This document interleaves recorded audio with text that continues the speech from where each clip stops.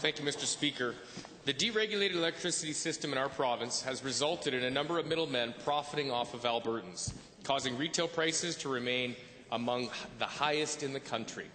More than this, we've learned that some customers of Direct Energy have been receiving faulty bills for property they don't even own or for entire apartment complexes. To the Minister of Energy, will you admit that the deregulated system that your government sponsored has failed wildly in providing Albertans with affordable electricity? Honourable Minister of Energy. Not at all, Mr. Speaker, because it just simply isn't true. In the time since deregulation, in which we introduced a private market for generation in this province, Alberta has built an infrastructure build as large as the province of Saskatchewan, all of it without one penny of public debt. British Columbia carries $20 billion, Ontario $44 billion, Quebec $54 billion in public debt. Alberta, zero, Mr. Speaker.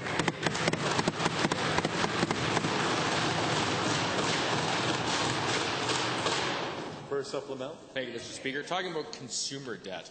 Given that even the Premier himself admitted last October that we've been paying more than we should for electricity in our province, and given that these unnecessary electricity retailers add cost to Albertans' power bills, back to the same minister, will your government take action to save Albertans money on their electricity bills by removing these middlemen?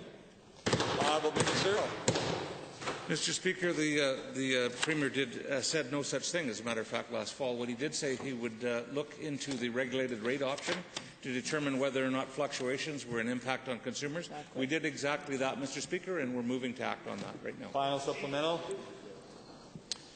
Mr. Speaker, given that customers who have been locked into electricity contracts have not experienced the advantages that come with lower wholesale prices, and given that some of the retailers have been investigated in other provinces for forging signatures on household utility contracts, when will this government finally do the right thing, re-regulate electricity in this province, and save Albertans money?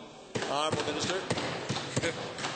It's just simply not going to happen, Mr. Speaker. And if the honourable member, rather than passing innuendo, has any evidence whatsoever of anybody forging signatures, I very highly recommend that he forward that to the police. Otherwise, Mr. Speaker, the innuendo is not a useful part of the debate in this House. Thank you.